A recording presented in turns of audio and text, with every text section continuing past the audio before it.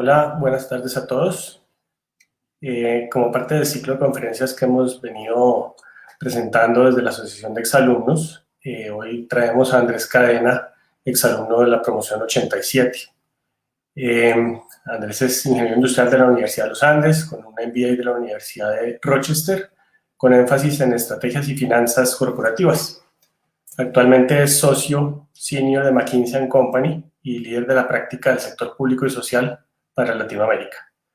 Se especializa en desarrollo económico latinoamericano y aplica todo su expertise financiero y estratégico en su trabajo en la región para los sectores público y privado.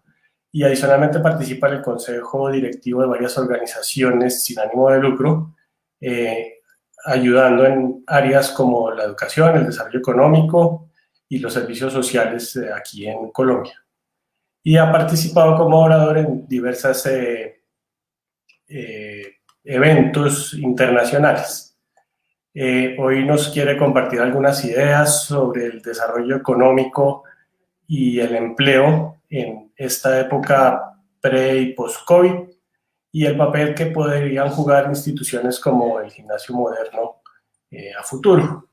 Entonces, pues los dejamos con Andrés Cadena. Bienvenido, Andrés. Muchas gracias por acompañarnos y les cedo la palabra. Hola Mauricio, muchísimas gracias por la invitación y muchos saludos a la comunidad.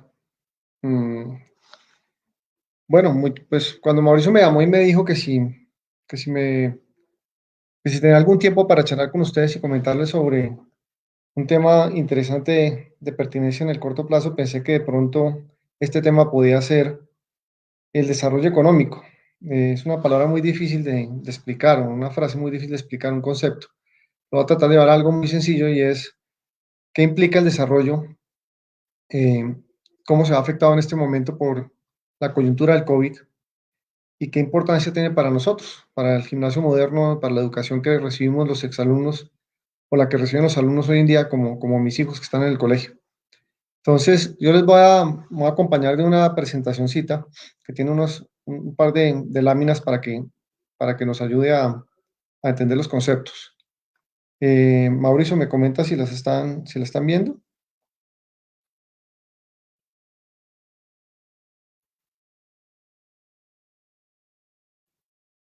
¿Logran verla o no, Mauricio?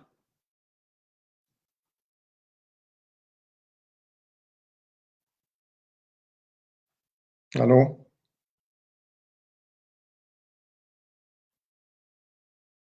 Ah, bueno, perfecto. Entonces, yo quiero empezar por una lámina y les quiero contar muy rápidamente una breve reseña de la historia económica de la humanidad. Prometo que no me voy a gastar los 2030 años en explicarla, pero pensemos en lo siguiente. Si uno mira la historia de nosotros los seres humanos y se devuelve hacia atrás, desde la invención de la rueda, y mira cómo cómo se desarrolló el mundo económicamente, lo que ve es algo bien interesante. Esta lámina les está mostrando a ustedes los primeros 1800 años de la historia moderna, para no echar hacia atrás más tiempo, porque era bastante parecido. Si ustedes ven hacia atrás, los primeros 1800 años de la historia moderna, eh, acá está la composición del PIB del mundo, es decir, del Producto Interno Bruto, de la producción mundial. Lo que vemos es bien interesante. Los colores de abajo representan dos países, China e India. Y los colores de arriba son el resto del mundo, en donde se ve en anaranjado Europa, se ve el resto de lo que era Asia, en un anaranjado más fuerte todavía, y lo que eran las Américas, ni siquiera, fíjense que ni siquiera nos cuentan ahí como América Latina, era apenas la linecita verde. Miren lo que pasó en la historia de la humanidad. En los primeros 1800 años no habrá prácticamente ningún cambio.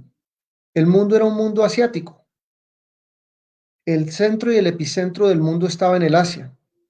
Miren la preponderancia de la China y de la India, y si suman la China, la India y el resto de Asia, la preponderancia del Asia eran casi el 80%. fácilmente el 75% del total de la producción y del PIB mundial. ¿Qué nos dice eso? Nosotros vivimos durante la historia de la humanidad prácticamente en un mundo muy asiático y algo pasó. Fue como un terremoto, es que son como placas tectónicas y hay un golpe en el año 1800 que genera una disrupción de la historia de la humanidad.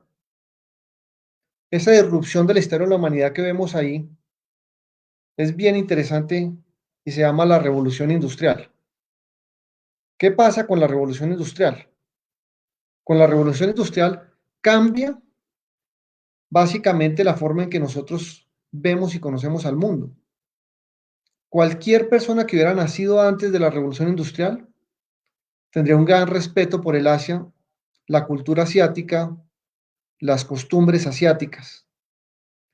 Pero con la revolución industrial, el mundo da un giro y los siguientes 200 años de la historia de la humanidad son una historia muy diferente a lo que ha sido, digamos que, la norma de los seres humanos. Ese cambio que ocurre es la famosa predominancia del mundo occidental y particularmente de Norteamérica y los Estados Unidos de América. Se veía un poquito antes el impacto y la predominancia de Europa, pero el cambio se da con la revolución industrial y el poderío que toman los Estados Unidos a través de esa industrialización como nación. ¿Por qué quería empezar esta charla con eso? Tiene mucho que ver con la esencia del gimnasio moderno como institución educativa.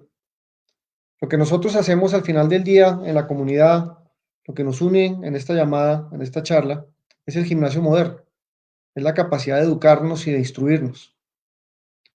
Y eso fue lo que pasó en el año 1800 de una forma muy, muy relevante. No es que antes no existiera, por supuesto, una cultura y una educación, pero el cambio fundamental que ocurre en el año 1800 y que separa a los países pobres y los ricos y define la nueva era de desarrollo económico fue básicamente un momento en el cual los seres humanos logramos producir mucho más de lo que anteriormente se esperaba.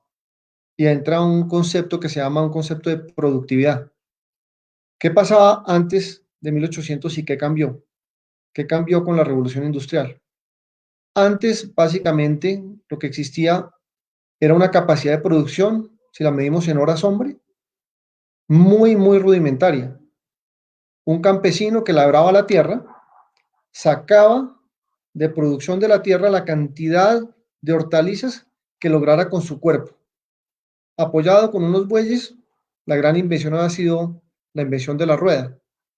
Pero realmente lo que lográbamos producir como seres humanos era fruto del trabajo del hombre. ¿Qué pasa con la revolución industrial? La revolución industrial lo que hace es que pone el cerebro al servicio del hombre para producir mucho mejor. Y lo que ocurre en su momento es básicamente que ya una hora producida, cuando estamos únicamente labrando a mano, no es lo mismo que cuando con la inventiva del hombre transformamos la energía. En el año 1800 aprendimos a transformar la energía. Fue la primera revolución industrial con la máquina de vapor. Y cuando incorporamos el concepto de la máquina y logramos producir con una máquina y ahora al estar en una finca ya no es lo que saquemos con asadón cada uno de nosotros, sino lo que el tractor nos ayude a sacar, que es la máquina de vapor, descubrimos que una hora se vuelven 100. Y lo que éramos capaces de sacar de la tierra, labrándola con nuestras propias manos y el sudor de la frente, ahora con el apoyo de un tractor podemos sacar 100 veces más. Y aparece un concepto fundamental, que es el concepto central del desarrollo económico, que es la productividad. Es la capacidad de poder producir mucho más con los mismos insumos. Y empezamos entonces nosotros un proceso de industrialización en donde los países que entendieron muy bien cómo utilizar la innovación y el conocimiento se empezaron a separar de los países que no supieron cómo entenderlo. En las épocas anteriores a 1800, la gran mayoría de las familias tenían unas situaciones semejantes de vida. ¿A qué me refiero? Si uno nacía, tenía la suerte de nacer en un palacio o de ser el señor feudal, probablemente la vida lo llevara muy bien porque eran posesiones heredadas. Pero si uno pertenecía al pueblo o era un campesino o trabajaba en cualquiera de las labores manuales, probablemente sus descendientes iban a trabajar exactamente lo mismo y no había movilidad social, no había capacidad de acumulación de riqueza, no había posibilidades de estudiar, y el que estuviera de malas y fuera la gran mayoría de la población, que era en su gran mayoría rural, además, terminaba por generaciones de generaciones de generaciones en la misma posición social. Eso cambió y nos convierte en lo que somos hoy en día con esa revolución industrial. Y los países que lo entendieron empezaron a volverse países desarrollados. Los países que no lo entendieron se quedaron atrás y se empezaron a separar. Y vinieron otras revoluciones de las cuales les voy a hablar. Pero miren la dimensión de ese cambio y por qué es tan relevante, por qué quería empezar este conversatorio con ustedes. Porque en ese momento se desprenden una cantidad de conocimientos y una capacidad de poder sacar a pueblos enteros de unas situaciones francamente de miseria que se vivían anteriormente. La gran mayoría de la gente vivía al debe, al día a día. Pero en el momento en que somos capaces de utilizar nuestro cerebro para producir, que inventamos ese concepto de productividad y que logramos avanzar y cada vez innovar más y generar mejores máquinas, ese proceso nos va llevando en un proceso de desarrollo de conocimiento, de desarrollo de tecnologías y de sociedades cada vez más avanzadas en donde los recursos ya no son tan escasos y se va invirtiendo más y más en otra serie de servicios y finalmente en el concepto central que es educación y permite que algunos pueblos y algunos países realmente se separen de la carrera de los demás y se vuelvan desarrollados. Eso que ocurrió en 1800, que fue ese rompimiento tectónico, se empezó a reversar hace unos 30 años. Si ustedes se dan cuenta, como les decía hace unos momentos, el 75% de todo lo producido se producía en el Asia. Después cambió y se volvió el 75%, casi el 80% de todo lo que se producía básicamente entre Norteamérica y Europa, porque ellos abrazaron el conocimiento científico. Esos países abrazaron la innovación y empezaron rápidamente un proceso de industrialización, proceso que no se dio en el resto del mundo a la misma velocidad y particularmente no se dio en el Asia. Y por 200 años el mundo asiático se quedó dormido, pero se despertó y se despertó con fuerza hace ya unos 30-35 años. Y ese proceso de resurgimiento, primero de la China, o primero del Japón realmente, hace un poco más, hace unos 70 años, pero después del Japón, de la China, de la India, de los tigres asiáticos, viene y viene con tanta fuerza que en cuestión de muy pocas décadas vamos a volver a la norma. Lo que nosotros vivimos y el concepto de la cultura occidental que tenemos hoy en día es un concepto muy pasajero. Son 200 años, van a ser 250 años, pero la norma va a volver a su equilibrio. El mundo va a volver a su equilibrio y vamos a volver a ser un mundo muy predominantemente asiático, que tiene mucho que ver con el resto de la conversación. Por eso la importancia de la máquina de vapor, por eso la importancia de la innovación. Cuando hablamos de la innovación, esa es una palabra muy complicada. Todo el mundo dice hay que innovar, tenemos que ser un país innovador, tenemos que cambiar. El desarrollo económico se basa en la innovación. Pero ¿qué es eso? ¿Qué es basarnos en la innovación? Basarnos en la innovación no es nada diferente de entender que nosotros como seres humanos tenemos el privilegio de habernos desarrollado y haber obtenido, gracias a la naturaleza, a la selección natural, un cerebro privilegiado. Y ese cerebro nos permite a nosotros desarrollar muchísimas fuentes de palanca y de apoyo para los seres humanos. Esa es la innovación, es el uso y la apropiación de las distintas tecnologías. Si uno le quita toda la sofisticación a la palabra, no es nada diferente de aplicar el conocimiento que hemos adquirido para el desarrollo de tecnologías en beneficio de los seres humanos. Esa es la innovación, que empieza obviamente desde que descubrimos el fuego, desde que descubrimos la rueda, pero donde realmente se hace la diferencia es en la revolución industrial. Y ahí empieza el cambio dramático de la sociedad contemporánea, el famoso desarrollo económico. Los países que lo entienden invierten en nuevas tecnologías. Los países que lo entienden invierten en la educación de sus pueblos, porque solo con mayor educación somos capaces de producir mejores tecnologías. Y en la medida que las vamos produciendo, vamos generando ese apalancamiento, esa capacidad, ahora no de tener un tractor que sea capaz de sacar 100 veces lo que saca un hombre, sino 1000 veces, o 2000 veces, o 3000 veces.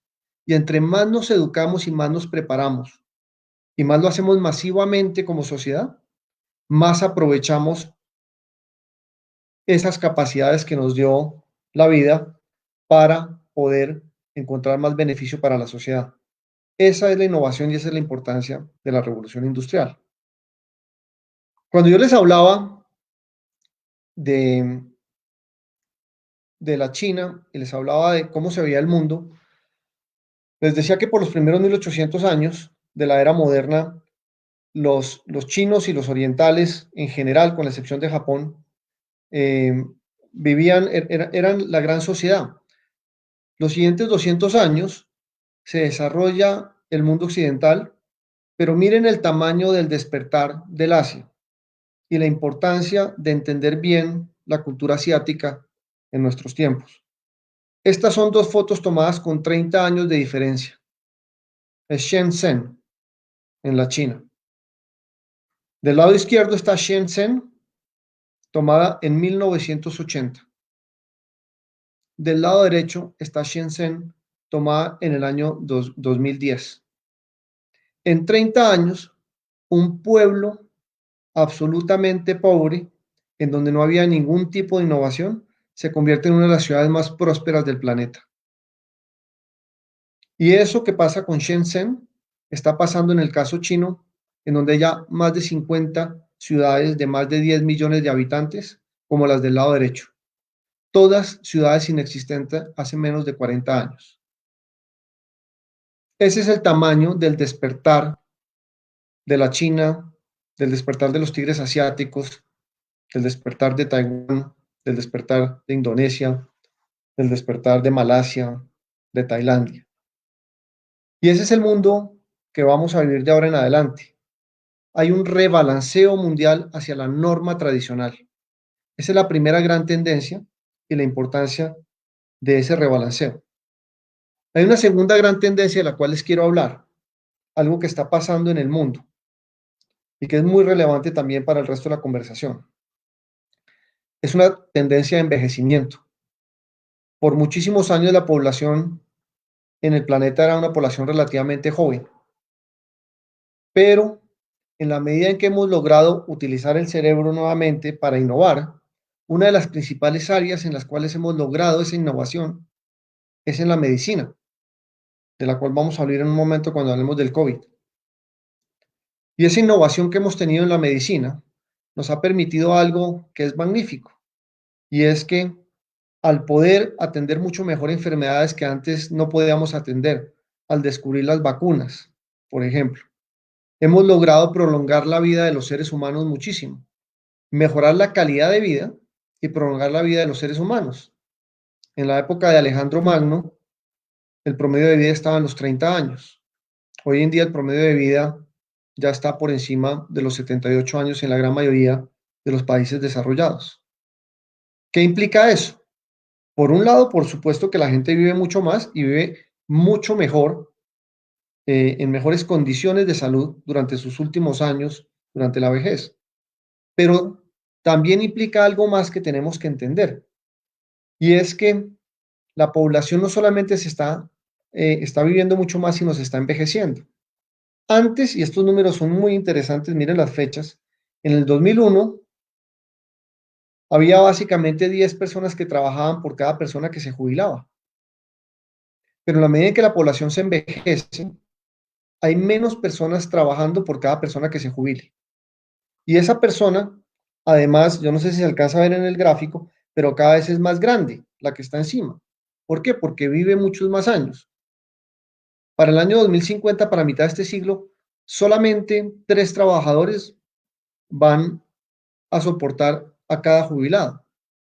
¿Por qué está pasando eso? Porque en la medida en que vamos desarrollándonos económicamente, también las familias van disminuyendo su tamaño. Ya hay una correlación muy interesante entre el nivel de desarrollo económico y el tamaño de las familias. ¿Qué pasa en Colombia, por ejemplo? En Colombia, para que vean solamente el cambio de los últimos años, hasta hace apenas 20 años, 25 años, la tasa de natalidad en Colombia era de 5 niños por cada mamá. Esa tasa ya está en 1.9 y va a bajar a 1.7. Es decir, que cada vez los hogares son más pequeños y hay menos niños que nacen en cada hogar. ¿Qué implica eso? La población que está entrando a trabajar cada vez es menor y la población que está saliendo de trabajar, que se está jubilando, cada vez es mayor y cada vez pesa más, vive muchos más años. Y eso genera también una necesidad que tenemos que entender y es la famosa seguridad social. Y es cómo vamos a sostener a una población que cada vez es mayor de edad y vive muchos más años.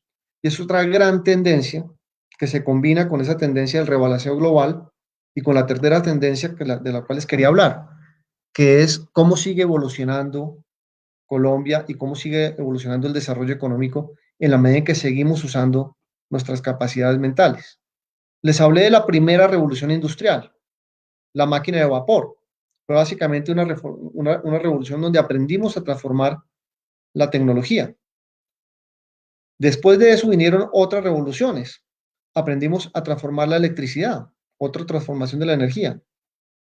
Después vinieron otras revoluciones. Aprendimos a utilizar los microchips y aprendimos a utilizar las grandes redes y surge el Internet en la revolución número 3. Y en la cuarta que estamos ahorita, está apenas empezando, empieza un nuevo desarrollo. Nuevamente el ser humano innovando, innovando, innovando. Empieza un nuevo desarrollo y ese desarrollo que se conoce como la revolución de la era digital o la revolución industrial 4.0 es un desarrollo adicional donde el ser humano le enseña a las máquinas a pensar. Es la, es la era de las máquinas pensantes. Es la era de la analítica avanzada, es la era de la robótica avanzada, es la era del famoso machine learning. Estas son distintas tecnologías que han ido desarrollándose en la medida que el ser humano aprende más y que lo único que hacen es que le ayudan a que pueda cada vez producir de una forma más eficiente y lograr más avances tecnológicos a tal punto que ahora las máquinas le ayudan a avanzar por sí mismas. Esas tecnologías y ese desarrollo se debe a la capacidad de poder almacenar información que tenemos y transmitirla de generación en generación a través de la educación. Los países que lo entienden siguen creciendo y cada vez la brecha entre ricos y pobres, en vez de cerrarse, se ha venido aumentando. Y se ha venido aumentando porque han estructurado sus sociedades a través del conocimiento para poder aprovechar esas tecnologías nuevas y ponerlas en beneficio de sus sociedades. Y cuando un país no logra aprovechar suficientemente esas tecnologías, no invierte suficiente en educación, no educa a sus hijos a un nivel suficientemente avanzado para que todas esas tecnologías, fruto del pensamiento del hombre, estén en beneficio de su sociedad, termina quedándose rezagado. Y esa es la historia, desafortunadamente, de los países de América Latina que no han logrado todavía avanzar a la misma velocidad en la apropiación tecnológica y en la innovación y en el conocimiento. Y tiene implicaciones de toda índole. Tiene implicaciones en la forma en que estudiamos, en la forma en que trabajamos, en la forma en que socializamos. Les voy a comentar un poco por qué. Varios conceptos específicos y voy aterrizando a América Latina, a Colombia y al gimnasio moderno. Acá hay un concepto que es muy complicado. Los economistas la pueden explicar muy sencillo. Voy a tratar de ser lo más explícito posible. Pero ¿cómo se crea valor en una economía? ¿Cómo crece un país? Cuando decimos que el Producto Interno Bruto subió, o cuando decimos que el Producto Interno Bruto bajó, que nos empobrecimos como sociedad, o que nos enriquecimos como sociedad, ¿a qué nos referimos?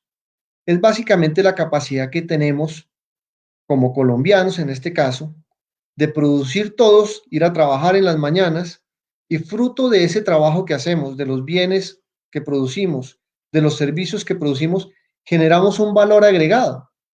Y ese valor agregado, palabras más, palabras menos, es el Producto Interno Bruto del país. ¿Cómo se genera ese valor agregado en una economía?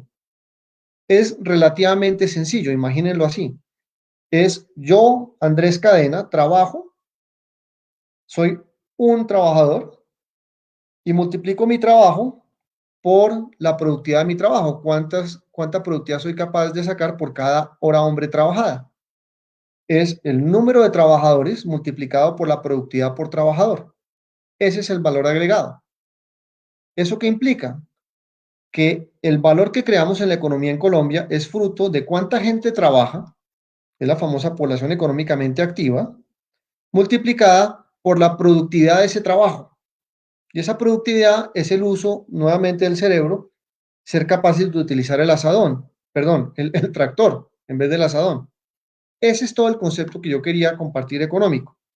Es cuánto crece una economía y cómo se mide ese desarrollo, esa capacidad de creación de riqueza, es función de los trabajadores que tenemos, la cantidad de trabajadores que tenemos y la productividad por trabajador, que viene desde el concepto de aprender a manejar la rueda, aprender a manejar el tractor, aprender a manejar el Internet y tener la educación suficiente para poder hacer analítica avanzada.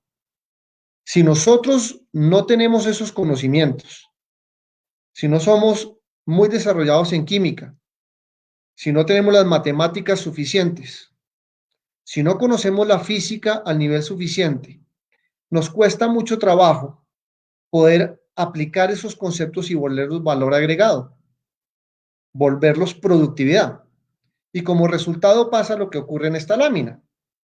Y es que del 100% de lo que se produce en el Producto Interno Bruto de un país, si no lo descompongo por cuántos son horas hombre y cuántos son productividad por horas, América Latina está rezagada al resto del mundo, como lo ven en esta lámina.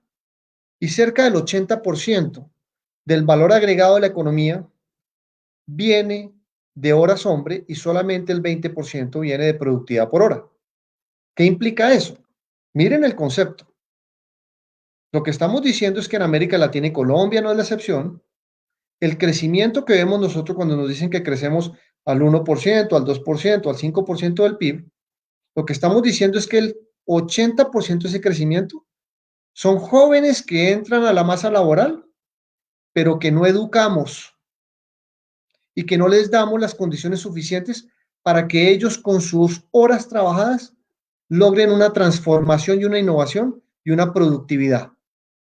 Y si lo comparamos con los números recientes del Asia de los últimos años, estos son los últimos 15 años, año 2000 al año 2015, vemos exactamente lo contrario.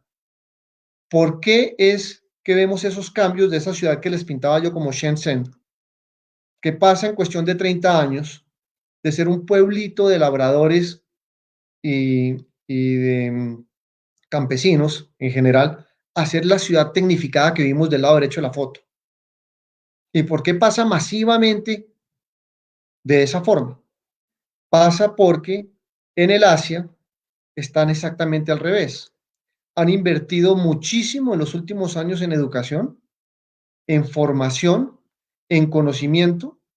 No es gratis que los mejores colegios en el mundo hoy en día estén en el Asia, por lo menos en las pruebas PISA, y no es gratis que ese conocimiento que están ellos apropiándose se transforme y los lleve a una sociedad más desarrollada como la que fueron por los primeros 1800 años y van a volver a ser. Y esa es la tendencia más importante de largo plazo. Hoy vivimos el COVID y estamos preocupados, pero esta es la tendencia de largo plazo relevante.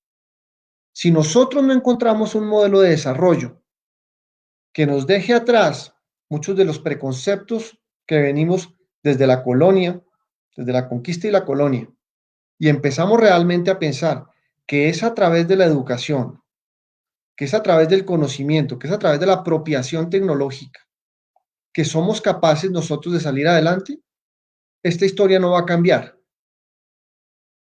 La forma de cambiar la historia, de avanzar como sociedad y de pensar que somos o que podemos ser un país del primer mundo, es realmente empezando a utilizar tecnologías que muchas de ellas existen desde hace más de 200 años y que por alguna razón específica no las hemos empezado a usar.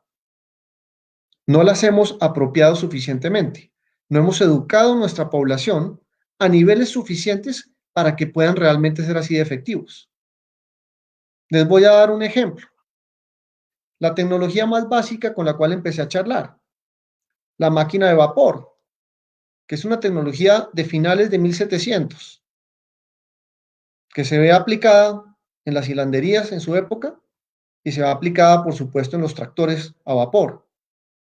Hoy en día, si nosotros comparamos la cantidad de tractores que tenemos en Colombia vis a vis la cantidad de tractores que existen en un país avanzado tecnológicamente en el agro, como puede ser los Estados Unidos, nos vamos a dar una sorpresa.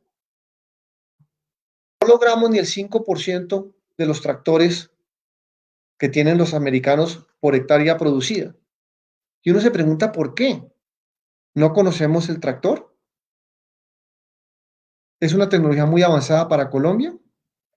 ¿O hay algo en la formación y en la estructura que tenemos y en el manejo de la tierra que no permite que nosotros hoy, 200 años después de que se creó la máquina de vapor, todavía no tengamos la apropiación de la primera tecnología importante que ha desarrollado el ser humano dentro de esta revolución industrial? Es una pregunta existencial muy importante, porque si no somos capaces de apropiar tecnologías de hace 200 años, deja mucho que decir de la capacidad que tenemos de apropiar las próximas tecnologías. Masivamente, por supuesto que hay granjas y grandes plantaciones que tienen tractores, pero este es el promedio de lo que es el país. Eso solo para mostrarles que las cosas obvias no han pasado y de la importancia de reconocer dónde están los puntos centrales y cómo ir por ellos. Y este es uno de los fundamentales. Nosotros necesitamos acelerar la innovación, la investigación y desarrollo, que es una apropiación de tecnologías. Y eso implica desarrollar el conocimiento para poder hacerlo y mejorar nuestro sistema educativo. Les voy a dar otro dato, y es un dato muy importante. Si miramos hacia atrás, los últimos 50 años, y este caso es el caso colombiano, Colombia creció en los últimos 50 años, depende exactamente si uno coge el 2019 o 2015, o depende de los años que esté cogiendo hacia atrás, pero creció básicamente al 3.5%. Es decir, todos los años la economía iba creciendo al 3.5%, cada vez íbamos un poquitico, íbamos a ser un poquitico más ricos, aunque no per cápita, es decir, dividido por el número de población, porque la población también iba aumentando. Pero en general íbamos en un buen proceso, es un proceso de crecimiento constante más o menos de 3.5%. 50 años para atrás. Recuerden que eso se descompone y lo descompone uno en cuánto de ese crecimiento ha sido porque creció la población y cuánto de ese crecimiento ha sido porque utilizamos la educación y la innovación para producir más. La gran mayoría, como lo ven, en estos últimos 50 años es un crecimiento poblacional. Acuérdense, el valor agregado es la multiplicación de la cantidad de gente que trabaja por la productividad de esa gente que trabaja. ¿Por qué pasó esto? Porque nosotros pasamos un proceso muy importante después de la Segunda Guerra Mundial, que fue un proceso de urbanización. Antes de la Segunda Guerra Mundial, Colombia era un país básicamente rural. Con las guerras y después de las guerras, particularmente en los años 60, el país cambió. Nos volvimos un país urbano. Hoy en día prácticamente el 80% de los colombianos vivimos en ciudades. ya no vivimos en el campo. ¿Y por qué es tan importante? Porque eso transformó y fue la primera transformación de Colombia, pero fue una transformación que no nos ha generado todavía un desarrollo económico como el que se esperaría. Cuando la gente migra, ¿por qué migra y por qué cambia la estructura social de Colombia? La estructura social de Colombia cambia principalmente por esa urbanización, que muchos creen que la razón central fue la violencia que nos obligó a migrar. Yo me temo que no es así. La violencia contribuyó, pero aún sin violencia, la migración y la estructura de la sociedad colombiana hubiera sido en la misma tendencia. ¿Por qué? Lo que realmente empezó a pasar es que en la medida en que los países occidentales fueron urbanizándose, empezando por los Estados Unidos antes de la Primera Guerra era prácticamente un país rural también, 80% de la gente vivía en el campo. Con las guerras se industrializó. En la medida que se industrializó, fue encontrando que varias cosas pasaban en las ciudades. Primero, había trabajo, en el campo no había. Entonces le decían a la gente, oiga, venga a la ciudad que acá hay trabajo. Segundo, se remuneraba mucho mejor que el trabajo en el campo. En el campo, el campo era pobre. Después llegó la industrialización también al campo. Y tercero, a la gente le gustaba más vivir en la ciudad que en el campo, porque podía, número uno, disfrutar de los servicios públicos, entre ellos el más importante, la luz, que hacía que el día no se acabara a las 6 de la tarde, sino que viviera una noche larga. Y segundo, socializar. Y como resultado de la socialización en las ciudades, de los bares, los restaurantes, algo tan importante ahorita en COVID de lo que vamos a hablar, como resultado de eso, hubo una explosión demográfica en la medida que la gente se empezó a mover a las ciudades. Y en Colombia también. Y ese crecimiento de 2.7 que se generó en Colombia prácticamente fue un crecimiento poblacional. La gente empezó a migrar también y surgieron Bogotá, Medellín, Cali, Barranquilla y las grandes ciudades del país en las cuales hubo una migración. Esa migración que ocurrió llevó a una explosión demográfica y el crecimiento de Colombia fue un crecimiento relativamente bueno, pero a punta de mano de obra, no a punta de cerebro, no a punta de innovación. ¿Cuál es el problema? Que si combinamos esa conversación que les estoy diciendo a ustedes y esa explicación con la tendencia que ustedes se preguntarán por qué les conté lo de los viejos, por qué no estamos envejeciendo. Porque si miramos lo que pasa con la pirámide del país, en donde hay o había muchos jóvenes y pocos viejos, esa pirámide se está volviendo ahora un, un, eh, un cilindro y se va a volver una pirámide invertida en unos años. Es decir, va a haber menos jóvenes en proporción a los adultos mayores. ¿Eso qué implica? Que ya no hay más gente que entre. Y si el crecimiento en Colombia, el valor agregado, es la cantidad de gente trabajando multiplicando por la productividad por hora trabajada, si reducimos la cantidad de gente trabajando y no mejoramos la productividad por hora trabajada, ocurre lo que pasa en esa lámina. Y es que el crecimiento estructural de Colombia no pasa del 2%. El crecimiento estructural de Colombia no pasa del 2% en el largo plazo. ¿Qué asume eso? Que no volvemos a unas tasas de fertilidad de 5 niños por mamá, sino que nos mantenemos alrededor de 2 o menos de 2. Y segundo, que no innovamos. Si toda la innovación que vemos a futuro es la misma que vimos hacia atrás, es decir, mantenemos eso alrededor de 0.8, 0.6, como les muestro en la lámina, ¿qué implica? Que imagínense todos los cambios que ustedes han visto, el Internet, la televisión a color, los aviones, todo lo que han visto, ¿sí? Últimamente, el Facebook, si los cambios y la tasa de cambio fuera la misma que vemos hacia adelante y no usamos mejor nuestro cerebro y no educamos a la gente, la tasa estructural de crecimiento de Colombia es del 2%. Esto es pre-COVID. ¿Y por qué es relevante? Porque esto es un modelo insostenible en una sociedad moderna. Es un modelo insostenible porque cuando tenemos 50 millones de habitantes, como los tenemos en Colombia, y no generamos una movilidad social suficiente a través de la educación, con tasas del 2%, la inestabilidad política es altísima. Y la incapacidad de pensar en largo plazo y montar políticas de largo plazo es altísima. Y ya lo estábamos viendo nosotros antes del COVID con muchas de estas marchas sociales que estaban ocurriendo. Y en la mitad de eso, esa historia que les estaba contando de lo que es Colombia, que le estoy pintando vaso medio vacío, ahorita les cuento el vaso medio lleno, nos llega el COVID. y hemos acá desde hace 2 meses encerrados. ¿Qué es lo que ha pasado con el COVID? Para ponerlo en contexto. Veníamos en nuestro proceso de desarrollo, tratando como sociedad de avanzar, entendiendo esta problemática, porque los líderes del país la entienden, y viendo cómo tratan de cambiar esto, pero es un cambio estructural de modelo de sociedad, es un cambio de apostarle a la innovación, es un cambio de apostarle a que los mercados funcionen bien y no haya oligopolios.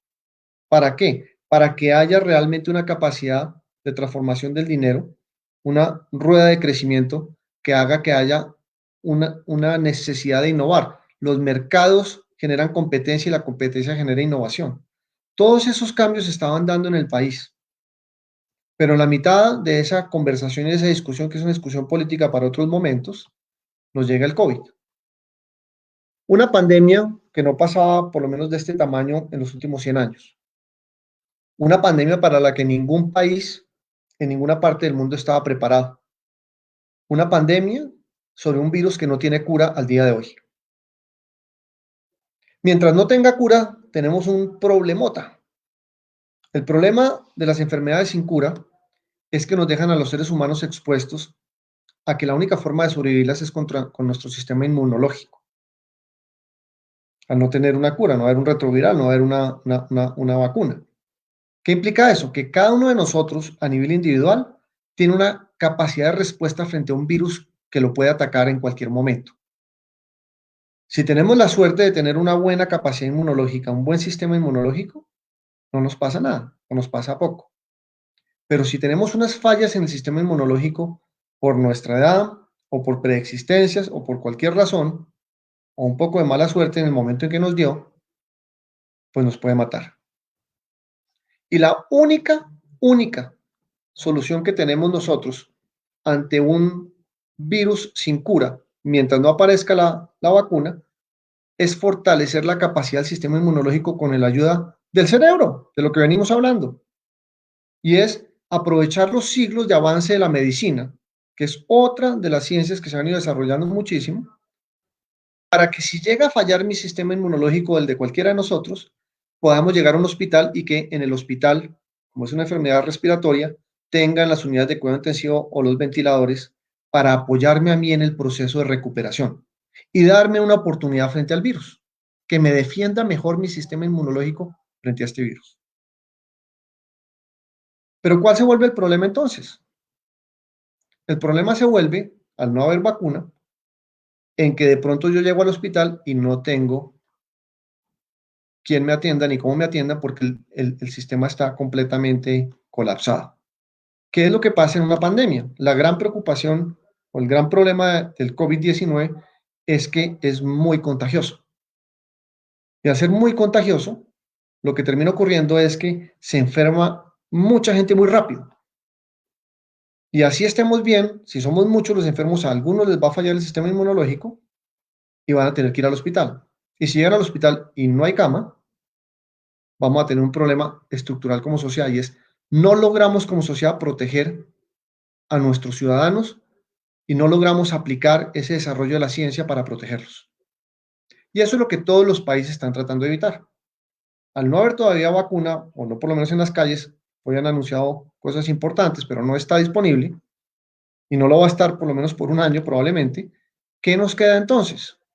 Fortalecer el sistema de salud utilizando nuevamente el cerebro del ser humano, las tecnologías que hemos desarrollado médicas, para apoyar a la gente que lo requiera. Y vienen 4 estrategias que son las que todos los países están usando en COVID, todas relacionadas con el sistema de salud. La número 1 y la más importante es entender cuál es nuestro sistema y mejorarlo. Y saber que tiene unas fallas o que puede tener unas fallas frente a una pandemia de esta naturaleza, encontrar esos cuellos de botella y solucionarlos. Y por eso uno escucha que todo el sistema está volcado a mejorar los ventiladores, a mejorar las unidades de cuidado intensivo y todos los demás, obviamente la capacidad del sistema médico para poder ir avanzando en este proceso. Pero eso es casi que de alguna forma decir, vamos a mejorar la oferta hospitalaria. Pero por más de que la mejoremos, eso no se puede de un día para otro multiplicar por 5. Primero porque no existen esos equipos, Colombia no los produce. Acá no tenemos empresas que hagan ventiladores. Algunas de las fábricas que estaban haciendo anteriormente motocicletas se están tratando ahorita con la Universidad de Antioquia, con la Universidad de los Andes y con algunos otros de producirlas, pero no los tenemos. Entonces, mientras los compramos, los acoplamos, los estructuramos, conseguimos la plata para hacerlo, etcétera, mientras todo eso pasa, toman meses. Por lo tanto, no era suficiente sencillamente decir, bueno, construyamos el sistema hospitalario. Tenemos que actuar sobre la demanda. ¿Qué es la demanda? Que no llegue tanta gente al tiempo, que no nos enfermemos todos al tiempo. ¿Qué implica eso? Manejar la velocidad de contagio del virus. Es una velocidad exponencial. Si nosotros logramos que no sea tan empinada la curva y que sean unas velocidades de contagio donde cada vez que alguien se contagia y contagia a alguien más, sean pocos los que se contagien, logramos entonces que no todos lleguemos al tiempo a los hospitales y poderle cumplir a la población con base en lo que espera de su sistema de salud. Y por eso hay tres estrategias que todos los países siguen para tratar de mejorar la estrategia de la demanda o de disminuir la velocidad de contagio mientras no haya cura. Y son muy sencillas. La primera es que haya poca gente contagiando. La segunda es que si alguien está contagiando, ojalá cuando se encuentre con alguien sano, la posibilidad de que lo contagie sea la menor posible. Y la tercera es que haya poca gente a contagiar. La primera se llama la estrategia de las pruebas, del aislamiento de las cadenas de contagio y del acuarentamiento de la gente que potencialmente puede tener el virus. Entonces yo hago una prueba, un test de esos famosos que ustedes escuchan hoy en día todos los días en las noticias. Si sale positivo, inmediatamente aíslo a esa persona del sistema, de la sociedad. Lo pongo en cuarentena, le pregunto con quién ha estado y a todos los que logre identificar que estuvieron más de 15 o 20 minutos con esa persona en un recinto cerrado, los encierro también porque pueden tener el virus. Y esa es la estrategia más efectiva, si yo logro hacer eso, para bajar la velocidad de contagio. Pero como igual no los voy a poder coger a todos, ya hay una cantidad de gente que inclusive es asintomática, tengo que utilizar la segunda estrategia. Esa segunda estrategia, ¿qué me dice? Si hay alguien contagiando, ojalá la posibilidad de que contagie a alguien que está sano sea bajita. Son los famosos protocolos. Por eso ustedes escuchan todo el día en la televisión hoy en día de los protocolos y protocolos y protocolos, y no solo ya hablar de protocolos. Son básicamente las normas de comportamiento de salud y de comportamiento en general con las cuales interactuamos en la calle para tratar de que si alguien por alguna razón está enfermo, lo sepa o no lo sepa, ojalá que sea que no lo sepa y no que está enfermo y lo sabe y está en la calle, pero si no lo sabe, no contagie a los demás, siendo la más importante la máscara, no la única. Pero todas esas estrategias y todo lo que ustedes escuchan es alrededor de bajar la tasa de contagio. Y nos queda la tercera de esas tres, que son cuatro si sumamos a la capacidad de crear oferta. Hablamos de la oferta, hablamos de las pruebas y el aislamiento de las cadenas, hablamos de los protocolos y la última es la bala de plata, la estrategia más costosa y es que ojalá no haya nadie a quien contagiar. Para lo más fácil es guardémonos todos en las casas hasta que el virus desaparezca. Esa es la famosa estrategia de aislamiento social, que es básicamente si las otras no me funcionan suficientemente bien o si tengo que usarla, pues utilizo la cuarta, que es la de aislamiento social. Todos nos separamos, nos vamos a nuestras casas, no volvemos a salir y algún día el virus desaparecerá porque no tiene a quien contagiar y se muere. O no es un ser vivo, pero y desaparece. El problema de esa última estrategia, por eso le digo que la bala de plata, es que es costosísima para la sociedad. Porque esa estrategia implica que nosotros nos distanciemos en nuestro relacionamiento con los demás seres humanos. Y no hay forma de generar el valor agregado anterior si no tenemos relaciones humanas.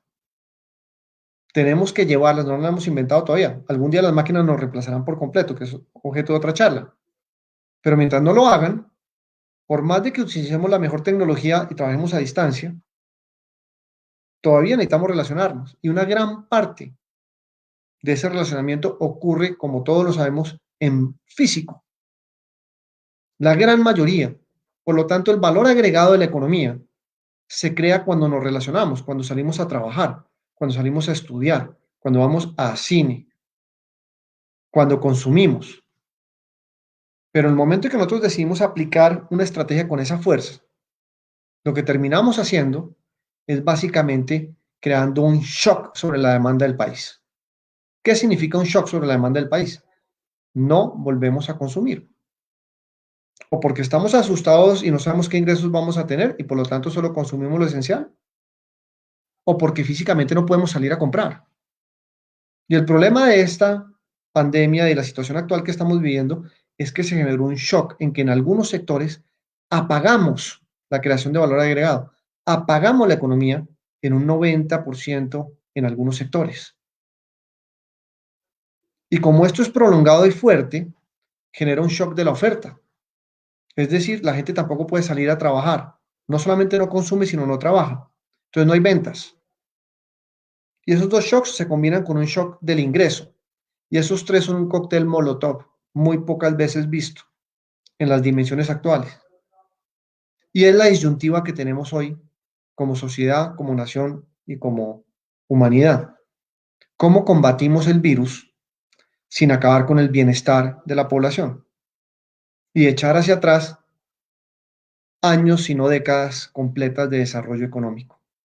¿Por qué? Porque si nos empobrecemos, lo que está detrás de los números de empobrecimiento es una destrucción de algo que se conoce como el contrato social, que es la destrucción de las relaciones entre los seres humanos, la destrucción del empleo, la destrucción de los contratos en todo lo que es económico, la destrucción de los contratos de renta, la destrucción de la relación entre un proveedor y su cadena.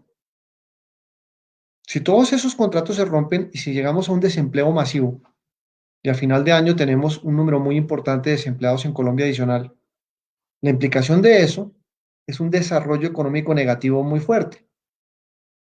Es devolver, Colombia logró en los últimos años una reducción muy significativa, muy significativa de la pobreza. Por más de que veíamos que esa composición no era la idónea, un crecimiento de 0.5 es muy importante. Y eso llevó a que nosotros en el país, durante los últimos 20 años, tuviéramos un avance muy significativo. Pasamos de cerca del 25% de cubrimiento en salud a prácticamente cubrimiento universal en 15 años. Y reducimos la pobreza monetaria en Colombia para más de 7 millones de colombianos en 15 años, que salieron de la pobreza y volvieron clase media. Pero esta crisis, si no la solucionamos, si no tenemos los elementos correctos, nos puede devolver esos 15 años. Ese es el impacto del COVID. Entonces, resumo, veníamos en ese proceso de desarrollo, ya entendemos qué genera el desarrollo. Venimos en ese proceso de transformación de la sociedad difícil, con sus vaivenes políticos, con la necesidad de poder invertir más. Nos coge el COVID, nos pega muy duro, nos toca utilizar la palanca de aislamiento social que nos puede retrasar en el desarrollo económico a 2 décadas. Dicho eso, ¿qué hacemos? Porque estamos parados en ese momento y podríamos terminar aquí la charla y por como mínimo les aseguro que algunos de ustedes no duermen bien esta noche. Pero no, pensemos qué podemos hacer y cómo podemos ser positivos y cuál es el rol del gimnasio moderno. Resulta que aquí uno puede plantear los escenarios de los que les hablaba.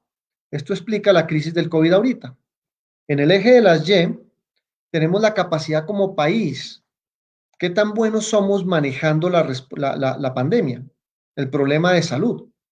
Y en el eje de las X, ¿qué tan buenos somos respondiendo económicamente ante la situación que les acabo de describir? Es dramática para muchos hogares.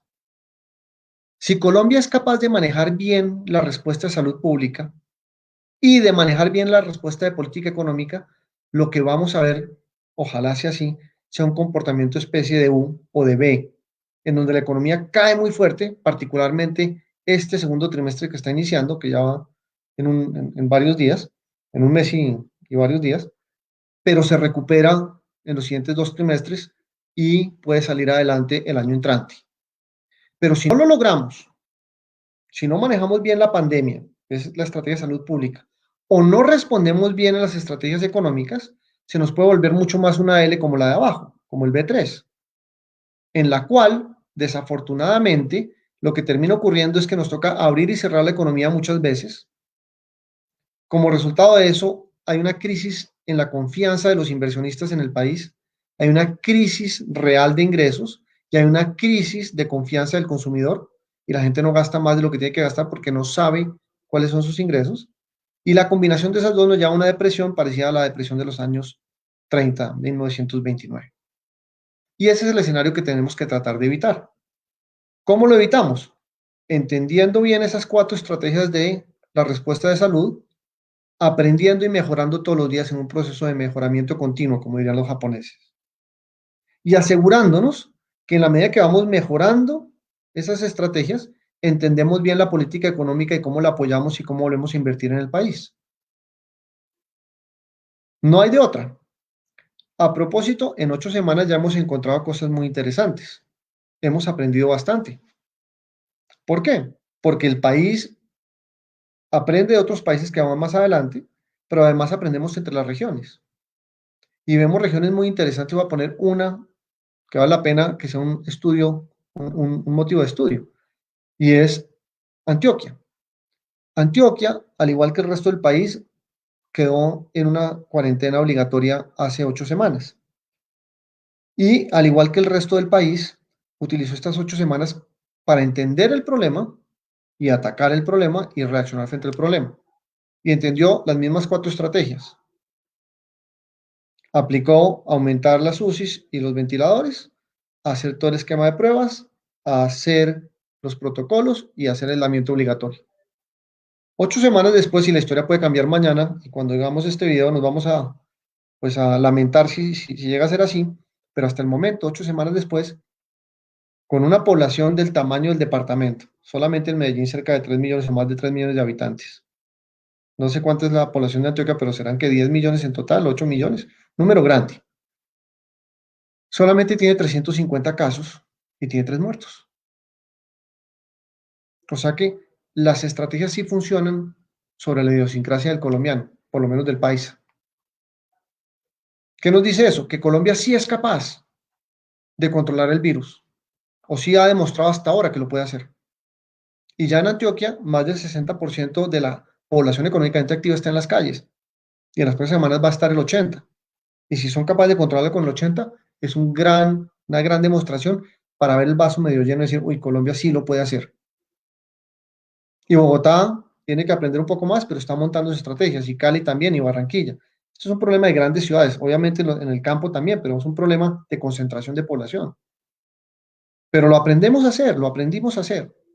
Hay ejemplos. O sea, Colombia debería ser capaz de estar en los escenarios de arriba. No tenemos justificación. Es coordinación entre nuestros líderes y entre nuestra gente, y es educación en las calles. Es cumplir las normas. Es salir con la máscara. Es estar separados. Si lo hacemos, lo controlamos. Y si lo controlamos, nos queda el eje de abajo. ¿Cómo manejamos la política económica? El gobierno ha hecho un esfuerzo inmenso, porque Colombia venía de un proceso de endeudamiento que nos coge con cerca del 50% del PIB en deuda, o deuda como porcentaje del PIB para ser más exacto. Y lo ha ampliado, y probablemente terminemos en 60, 65, no sé si 70. Toda esa plata adicional son recursos del futuro que los trajimos y los estamos gastando ahorita. Cuando ustedes escuchan en la televisión que salen una cantidad de decretos y de normas y dicen, oiga, vamos a invertir plata en el Fondo Nacional de Garantías para que haya 77 billones de pesos de créditos disponibles para las empresas del sector real, lo que estamos buscando es que no se rompa ese contrato social como país. Cuando nosotros aumentamos el tamaño de familias en acción, de jóvenes en acción, de adulto mayor, y se inyectan esos volúmenes de transferencias condicionales, lo que buscamos es que la gente no se muera de hambre en la pandemia, que sus necesidades básicas estén cubiertas. Y Colombia logró reaccionar muy bien a eso. La pregunta es si es suficiente. Vamos a ver un pico de desempleo. Como dicen los gringos, read my lips, ya empezó a pasar. Ya marzo a marzo hay una destrucción de cerca de 1.5 millones de empleos en Colombia. Y va a aumentar, y va a ser grande este año. La pregunta es si somos capaces como sociedad de empezar a pensar en que es el momento de cambiar ese modelo que yo les comentaba antes. Las crisis generan oportunidades.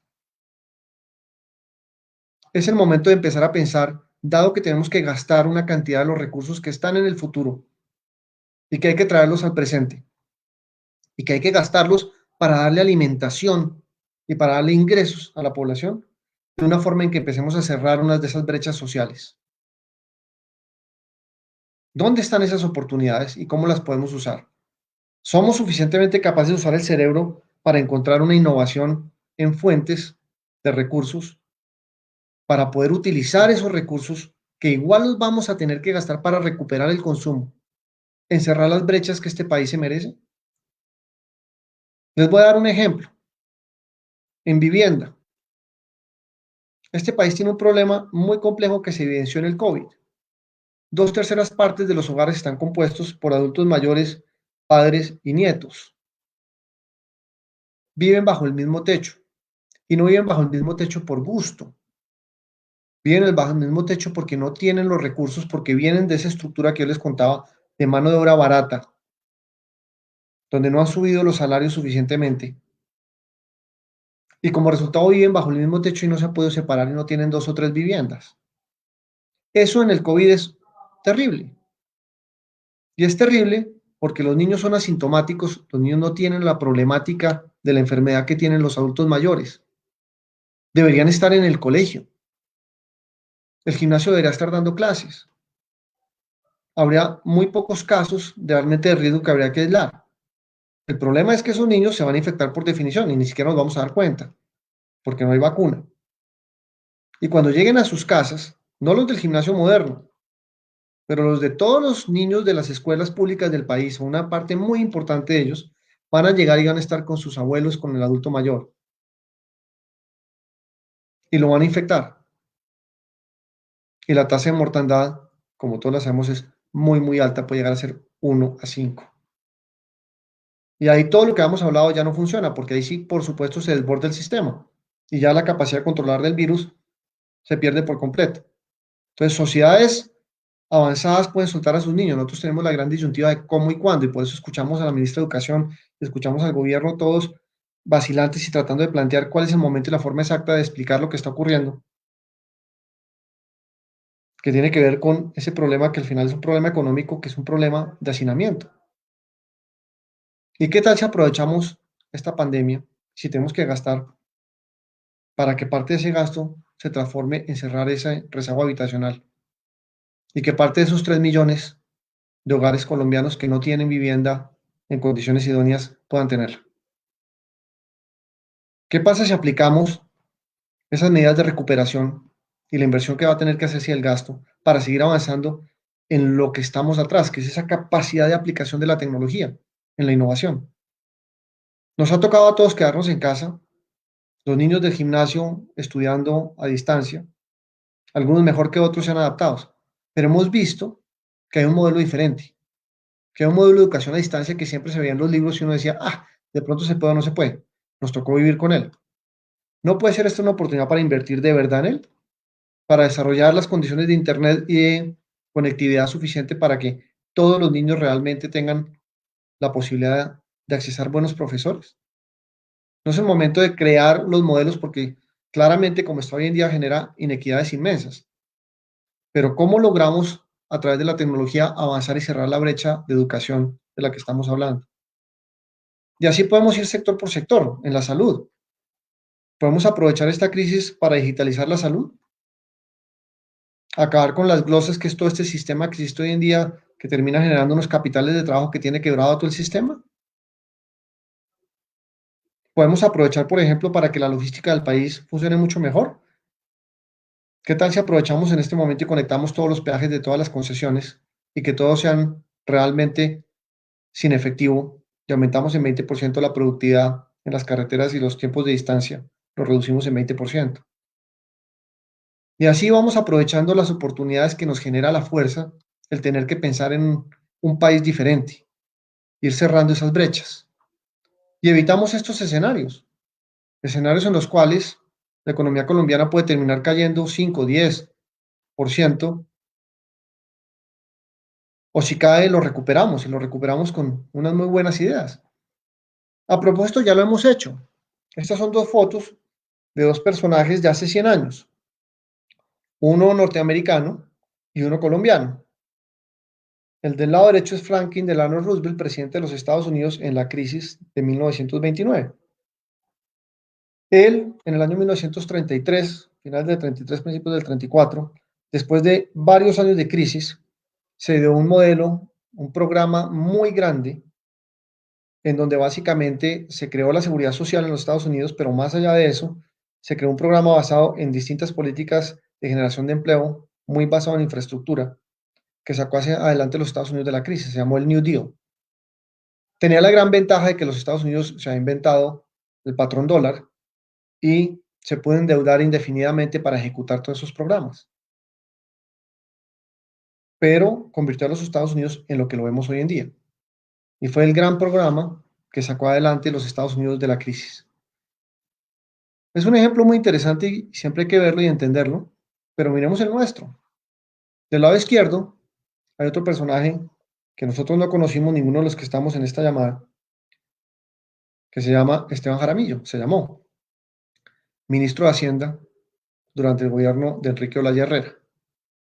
El país pasaba por una situación muy compleja.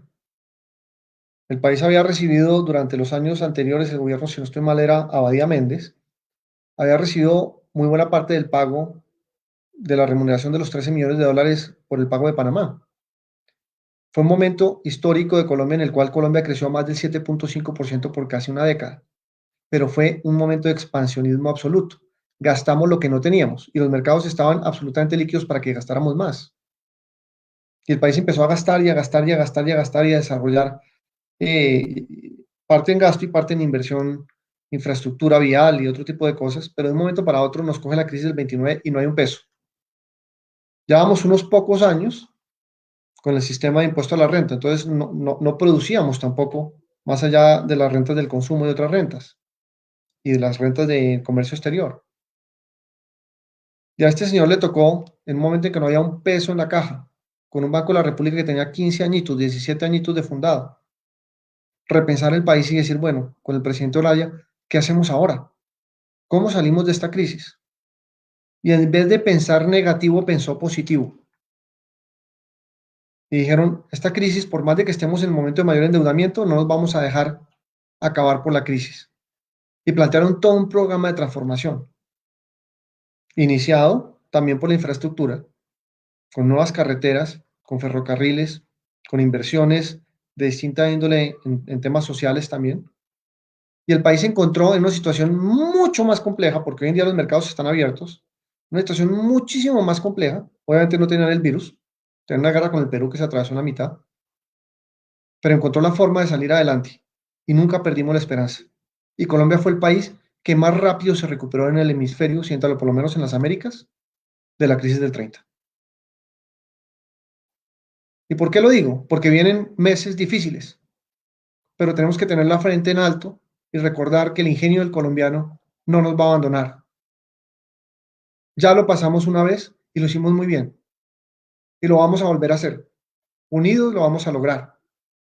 Vamos a recuperarnos del COVID y vamos a aprovechar esto, ojalá, como una gran oportunidad de país para recoger algunas de esas deudas sociales históricas y cambiar ese modelo que les expliqué. Y empezar a utilizar nuestro cerebro y nuestra capacidad de innovación y a nuestros jóvenes para que transformen este país. Empezando por la educación. Esto no va a poder pasar más. Esto lo tenemos que cambiar. Este es un mapa de Colombia. Estas son las pruebas a ver. Si estuviéramos en verde significaba que menos del 20% pierden las pruebas. Estar en rojo, estas son las pruebas de matemáticas a propósito. Estar en rojo implica que más del 80% de los niños pierden las pruebas. Miren el país en quinto grado. Esto es una infamia, esto no puede seguir. Todo el país está en rojo o en anaranjado prácticamente, que implica que más del 60% de nuestros niños no saben en quinto de primaria sumar y restar bien. Pero miren lo peor, cuando pasamos a noveno grado, los rojos aumentan. ¿Eso qué nos está diciendo? Que entre más estudian en Colombia, menos aprenden. Menos aprenden de las matemáticas para poder trabajar en aeronáutica. Menos aprenden para hacer los puentes. Menos aprenden para construir los aeropuertos. Menos aprenden para hacer la ingeniería que se requiere en las fábricas. Por eso tenemos que cambiar a Colombia. Y es el momento de hacerlo. Esta situación de inequidad no se puede permitir a futuro. Y las crisis generan oportunidades. Tenemos una crisis única. Aprovechémosla. Salgamos adelante y cambiemos a Colombia. Y estas no son ideas nuevas. Estas dos fotos son de dos ilustres gimnasianos de la comunidad. El primero es un muy ilustre gimnasiano, don Agustín Nieto Caballero, nuestro fundador. Él, como nadie, tenía esto presente. Y hace 100 años, por más o menos los tiempos de la pandemia, a propósito, dijo esto hay que cambiarlo. Necesitamos un colegio diferente. Y buscó, entre otros, a su gran amigo Tomás Rueda. Y Tomás Rueda escribió esto. Por vía de cargo se ha dicho que el gimnasio se ocupa de la educación de las llamadas clases dirigentes.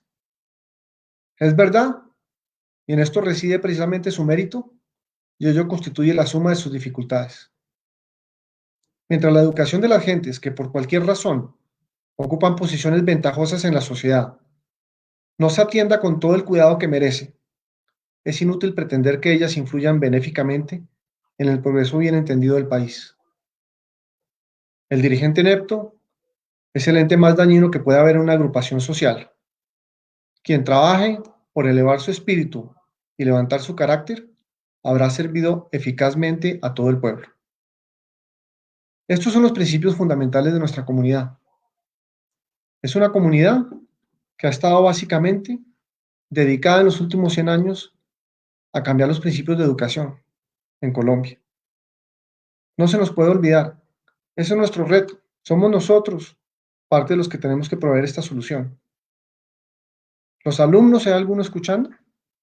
Deben ser aquellos que en este momento estén pensando cómo cerrar estas brechas y exigiéndolo a sus profesores.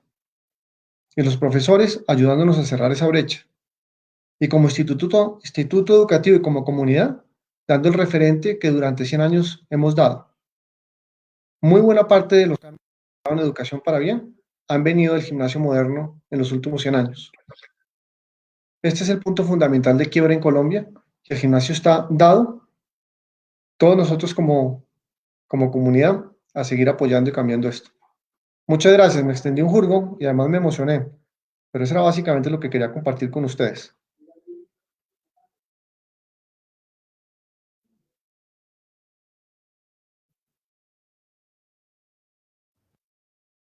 ¿Qué pasó, Dani?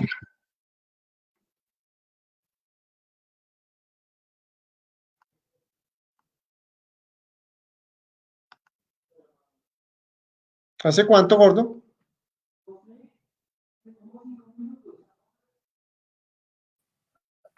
Bueno, Hola. con el internet. Pues, muchísimas gracias. Muy interesante el tema, todo el recorrido que tuvimos desde el Asia hasta hoy en día. La verdad, muy enriquecedor, creo yo.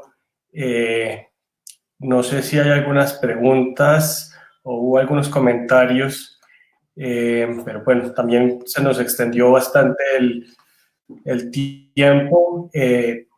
Esas preguntas podrían resolverse a través de la asociación si quieren, se las hacen llegar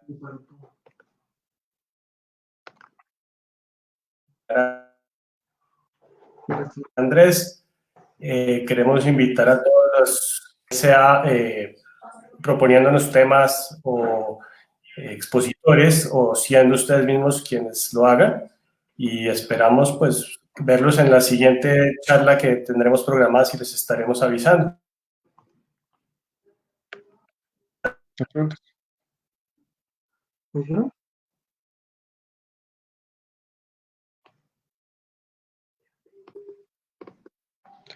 Está muy bien.